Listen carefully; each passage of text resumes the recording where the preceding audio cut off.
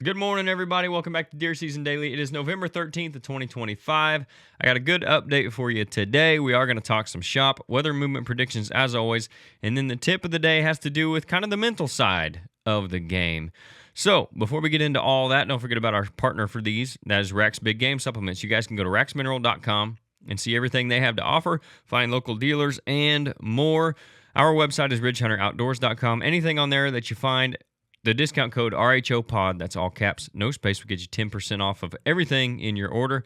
If you're on YouTube, subscribe, like, comment, all that kind of stuff. If you're on audio only, make sure you follow us, leave a review, whatever it lets you do there. That helps out the show a bunch. And speaking of the show, the RHO update. November 1st, Hunt from the Cabin is out. You can go watch that today. It is out now. That was one of the better hunts I've had this year, especially one of the better mornings. I should have bucked out that morning. Fortunately, I still did anyway later, but on a different deer. I would have loved to have shot that deer that morning, so you guys can go check that hunt out now. Blake's buck video should come out either later today or tomorrow, so be on the lookout for that as well. Again, make sure you're subscribed so you know when that comes out. Nate had a really good chance today at a very nice buck. This is a deer that has shown up on the same day for 3 years in a row now. So when we talk about historical data being very important and really useful, this is exactly the kind of deer we're talking about. He does not stay on Nate's property. He stays on a neighbor's at least a mile away. And every year for the last 3 years, he has shown up on November 12th at Nate's property. And yesterday morning, November 12th, he was where he needed to be, where this deer shows up, because he knew the history with this deer and what he'd done for the last 2 years. And sure enough, he came by again at 12 yards. Nate had him on camera. He had him dead to rights, had the pin on him. He decided to try to stop him, which he was quartering away a little bit. He was kind of walking a little bit faster, so probably the right decision. You could absolutely make a walking shot if you're well versed in how to shoot a bow and how to lead a deer. You can definitely make that shot with that deer moving at 12 yards, but he opted to try to stop him. He bleated at the deer, and he just kind of bolted. And he made it to the end of the plot, and he stopped and looked around, and he walked off. So I don't think he spooked him real bad, but either that deer was surprised that there was a noise because he didn't see anything in the plot, or that had happened to him before, and he had a really bad experience. But either way, Nate did everything right on that deer, and it just didn't work out. And I'm going to talk about that a little bit later, along those lines anyway. So that video will come out at some point in the future. I'm not sure when yet. I got Blake's buck video to worry about first, and then my buck video after that. So that is the update from RHO. Now, talking shop. We were super busy yesterday at the shop. There were a ton of bucks that came in. A lot of good bucks that came in. What you would expect for November 12th, right? Especially on a cool morning. The morning was really good. The evening was not as good as the morning was, didn't seem like, as far as deer coming in and what guys were saying they were seeing. But right now, a lot of people taking their vacations, so there's more people out there hunting, so that goes into it as well. But they're getting out there and they're getting it done. A lot of bucks falling right now, as you would expect for this week and the weather that we've been having. It's been a little warm in the evening, but the mornings have been pretty good. I got nothing on what's new today. When I'm recording these at midnight, it's a little harder for me to get motivated to go and look for news on hunting and share it with you guys, so I'll try to get back to that as soon as I can. But that's going to take us right to weather movement predictions. So much like yesterday, low of 37, high of 63 is what they're giving. Partly cloudy until the afternoon, and then it's supposed to break through. The sun's supposed to break through that and be pretty clear skies after about 2 o'clock is what they're giving right now.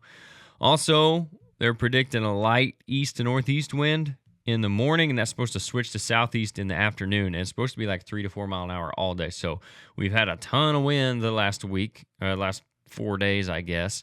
And it's finally going to break a little bit today and be lower wind. I've got to where I kind of prefer like a 10 to 15 mile an hour wind. I used to hate it. I really like to be able to hear stuff, and I still do to some extent. But just for hunting, being able to get out there and not be seen and get away with a little bit more movement.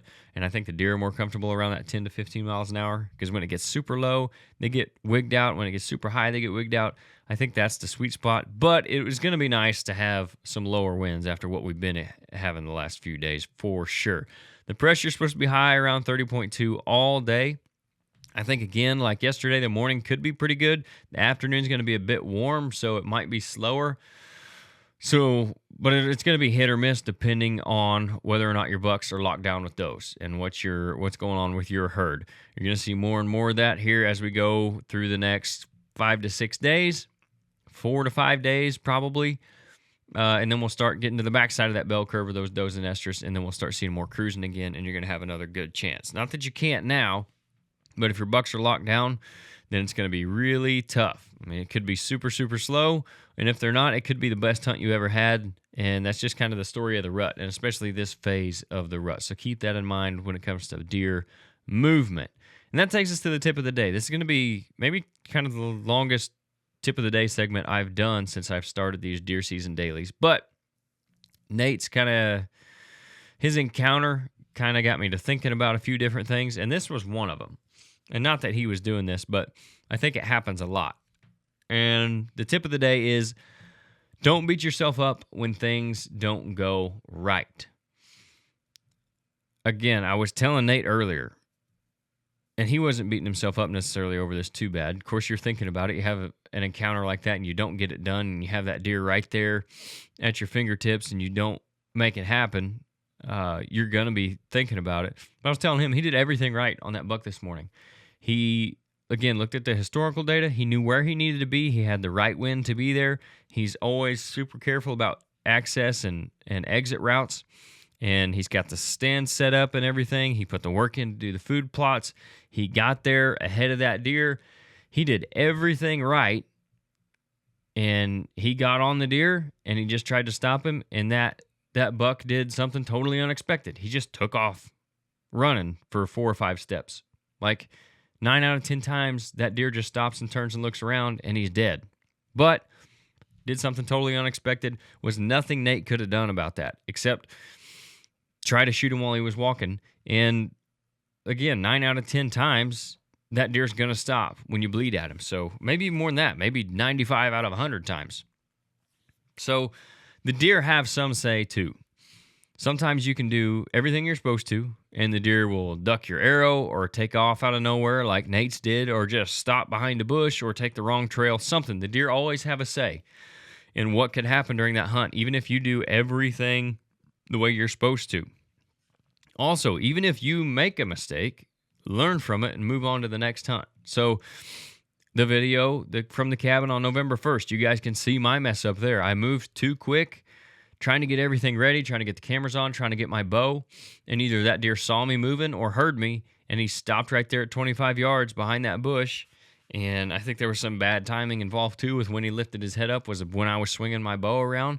Either way, I messed it up, but that deer was back 2 days later. And I stayed out there and stayed after him.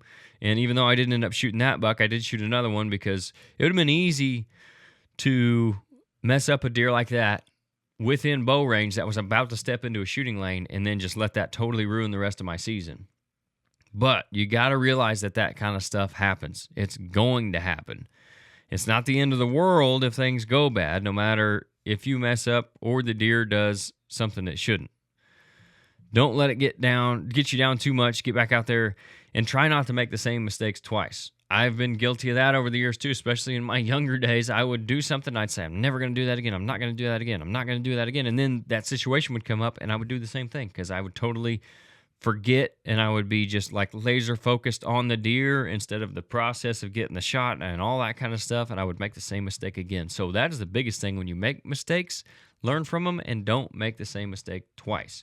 Try to mentally, consciously fix what you did wrong, make a mental note of it, and then not do it again. You're going to have a lot more success. The bottom line, though, is that bow hunting is hard, and in my opinion, that's what makes it great. I look at it a lot like baseball. So if you don't watch baseball or didn't play it, this might not make sense, but it's kind of like this.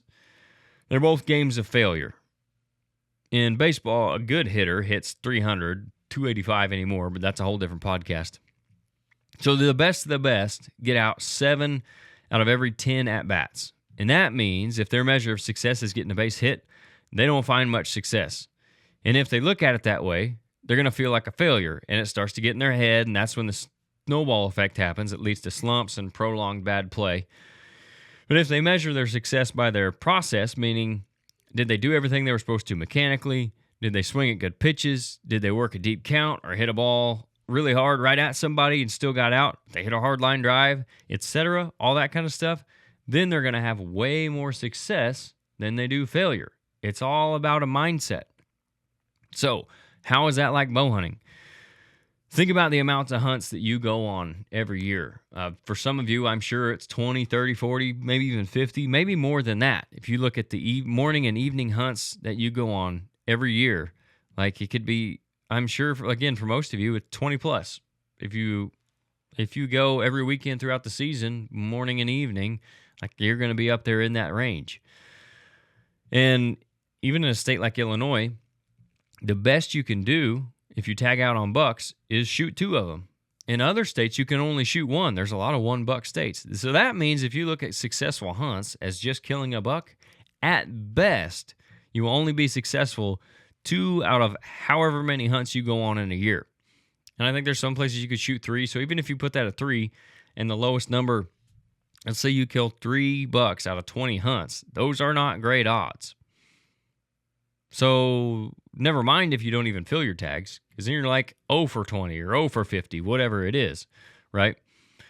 That can really get in your head and start to lead you down a bad road mentally. And that we all know that's not great for any reason, but especially when it comes to hunting. If you're not in the game mentally, when the moment of truth comes, you're going to mess it up. However, if you look at success as doing the right things the right way, having encounters with deer and or mature bucks, not spooking deer, or even just getting to the stand or blind or whatever it is, if you're sitting on the ground, wherever, and appreciating the opportunity and ability to enjoy the outdoors, then you will find way more success than failure. And you'll be a better bow hunter for it. Keep a positive mindset, enjoy the successes, learn from the failures, and stay after them. That's all I got for you guys today. Hope you enjoyed it. Hope you've been enjoying these deer season dailies. I will see you back here again tomorrow for another one.